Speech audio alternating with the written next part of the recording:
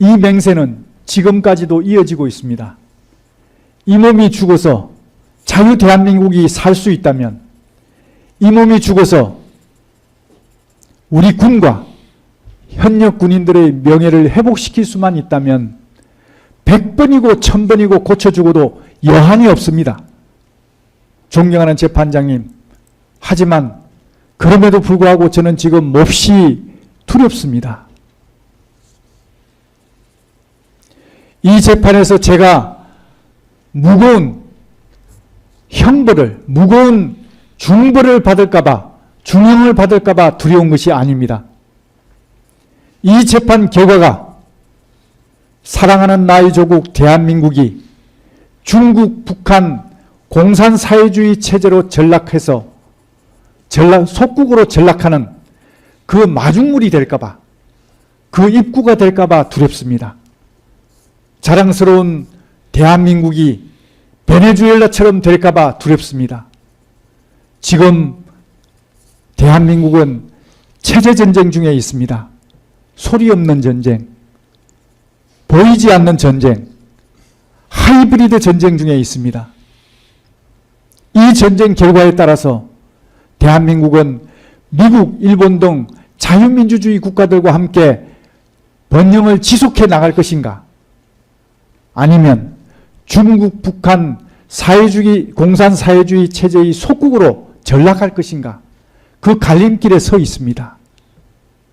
존경하는 재판장님, 부디 이 땅에 태어나서 이 땅에서 자라나 이 땅에서 살아갈 우리 후손들을 외람되지만 꼭 기억해 주실 것을 부탁드립니다.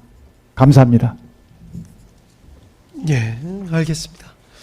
예, 다음 노상원 피고인. 예.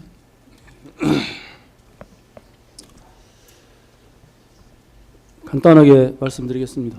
조선시대 그 영모 사건이나 사화 사건 등이 있습니다. 이런 것이 발생이 되면 관련자들을 형틀에 묶어놓고 맨 첫 마디가 너 죄를 너가 알렸다입니다. 이때 모른다고 하면 그 다음 말이 저놈이 바른 말을 할 때까지 매로 철합니다. 반면에 저 압니다 라고 하면 그자는 형틀에서 풀려나고 그때부터 이 사람은 원하는 모범 답안을 매우 잘 진술합니다. 지금의 특검과 무엇이 틀린지 잘 생각해 볼 문제입니다. 김용현 장관님을 군생활 중 제가 알게 되었고, 저는 군을 떠난 민간인이지만 저를 믿고 의지하시는 장관님의 말씀에 충실히 따르려고 노력했고, 이 점에 있어 추호의 미련이나 후회도 없습니다. 윤석열 대통령님을 한 번도 뵌 적 없습니다. 그러나 대통령님의 국민을 위한 충정과 열정, 진실성은 국민의 한 사람으로서 존경합니다.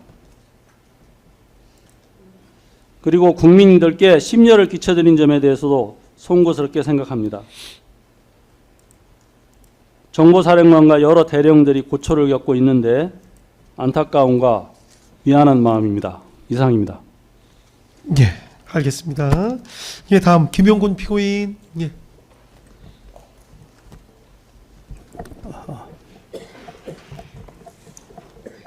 피고인은 12월 3일 롯데리아에서 건강상 이유로 거부 의사를 표현을 정확하게 했습니다. 그리고 또 인력 채용이 필요하면 공개 채용을 하는 것이 좋을 것 같다는 말도 전했습니다. 그 위에 저는 아무런 행동도 하지 않았습니다. 재판장님, 피고인이 억울함을 당하지 않도록 꼼꼼히 잘 살펴봐 주시면 감사하겠습니다. 이상입니다. 예, 그렇게 하도록 하겠습니다. 다음 조지호 피고인. 예. 아유, 많이 힘드셨을 텐데 늦게까지 남아주셔서 감사드립니다. 아닙니다. 먼저 이제 저희 개인적인 건강 문제로 인해서 공판 절차에 지장을 드리게 돼서 죄송하다는 말씀을 드리고, 그리고 많이 배려해 주신 우리 재판장님, 그리고 양해해 주신 여러분들께 진심으로 감사 말씀드리겠습니다. 제가 진작 말씀드리고 싶었는데 기회가 없어서 정말 감사하다는 말씀을 드리겠습니다.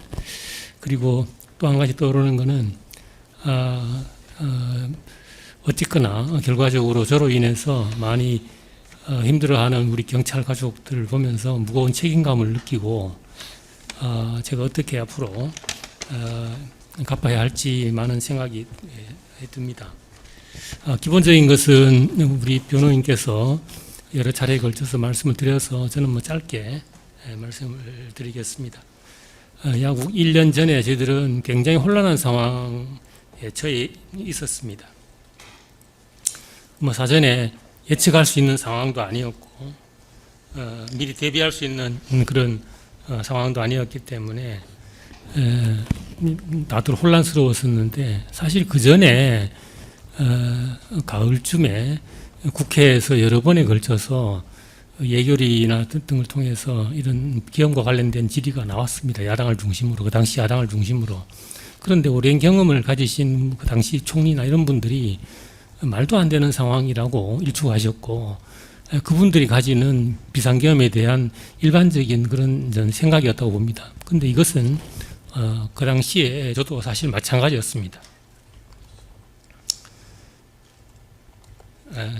이런 상황에서 뭐 개인적으로 불가능할 거라고 봤던 비상계엄이 실제 발령이 됐고, 당황스러운 상황에서 제가 할 수 있는 거는 그동안에 제가 경험했던 것에 기초해서 일을 하는 것밖에 없었습니다.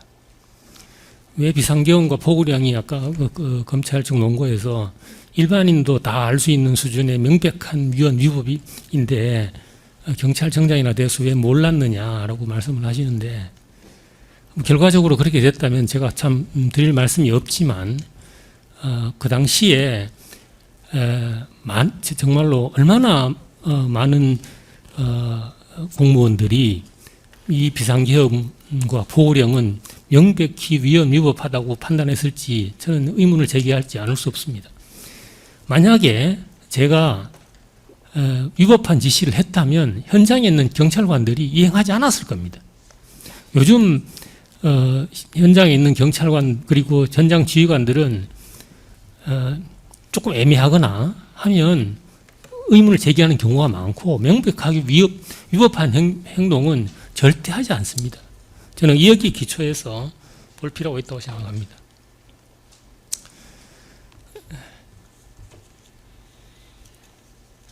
그리고 제가 시간을 많이 가지지 못할 텐데, 하여튼 어쨌거나 제가 지금 생각하면 여러 가지 아쉬운 판단도 있지만 다시 그 상황이 됐을 때 어떻게 판단을 할 것인가 하는 부분에 대해서 정말로 많은 생각을 했습니다만 아직도 저는 결론을 못 내리고 있습니다. 그렇지만 이것은 여기까지 재판이 진행이 됐고 하기 때문에 재판장님을 비롯한 법원에서 현명한 판단을 하실 걸로 저는 믿습니다. 그리고 저는 제 판단과 행동의 결과가 어떤 책임이 저한테 지어지든 기꺼이 감수할 준비가 되어 있습니다. 그동안 재판 원만하게 진행하시느라 대단히 수고 많으셨습니다. 감사합니다. 예, 알겠습니다.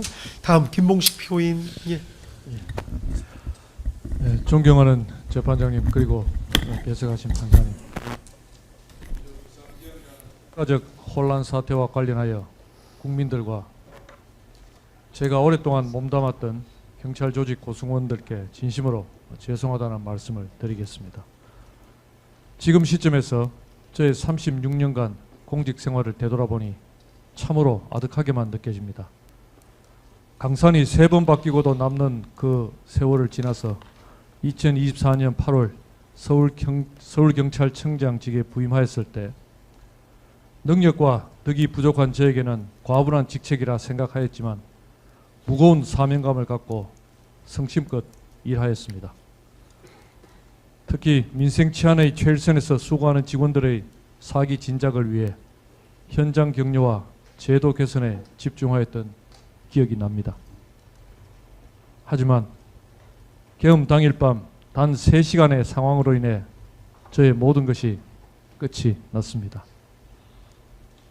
처음으로 대통령님과 식사하는 자리인 줄 알고 갔던 자리에서 계엄 이야기를 들었을 때 너무나 놀랐고 또 계엄이 현실화될 것이라고는 생각하지 않았습니다. 그런데 설마 했던 계엄이 실제 상황이 되자 몹시 당황했습니다. 지금도 당시의 상황에 대해서는 기억이 잘 나지 않는 부분이 많습니다. 제가 12월 4일 공안시의 관내 서장 회의를 주재하면서 했던 말들도 나중에 참모들이 이야기해 주어서 기억할 정도였습니다. 법리적인 부분에 대해서는 변호인께서 충분히 설명하셨기 때문에 따로 말씀드리지 않겠습니다. 45년 전 제가 중학생 시절에 있었던 계엄이란 것이 눈앞에 벌어진 상황에서 당시 제 머릿속에는 시민들이 다쳐서는 안 된다는 생각이 가장 컸습니다. 그날 밤 혼란과 혼돈의 현장에서 시민 안전을 위해 끝까지 최선을 다해준 현장 경찰관들에게 이 자리를 빌어서 진심으로 감사하다는 말씀을 드리고 싶습니다. 하지만 지금 돌이켜보면 비상계엄 선포에 대응하는 과정에서 미흡한 점이 있었고 초유의 급박한 상황에서 좀 더 사려 깊고 체계적으로 대응하지 못한 것이 후회가 됩니다. 그 부분에 대해서는 저의 지휘 책임을 통감하고 있습니다. 하지만 저의 행위가 내란에 해당한다는 것은 상상조차 하지 못했습니다.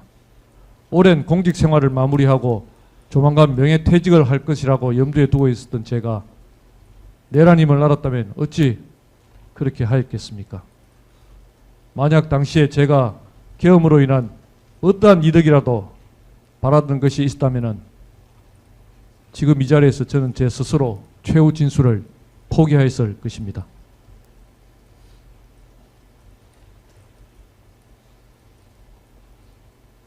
존경하는 재판장님, 저는 지금 완전히 다른 두 세상에서 살고 있습니다.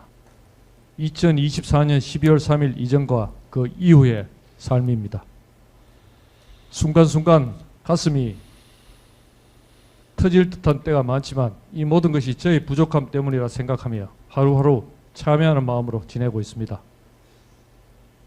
마지막으로 현장에서 저의 지시에 따라 행동한 현장의 직원들이 법적 불이익을 받는 일이 없기를 간절히 그리고 간절히 바라는 바입니다. 그리고 다시 한번 국민들께 머리 숙여 죄송하다는 말씀을 드립니다. 끝까지 들어주셔서 감사합니다. 예, 다음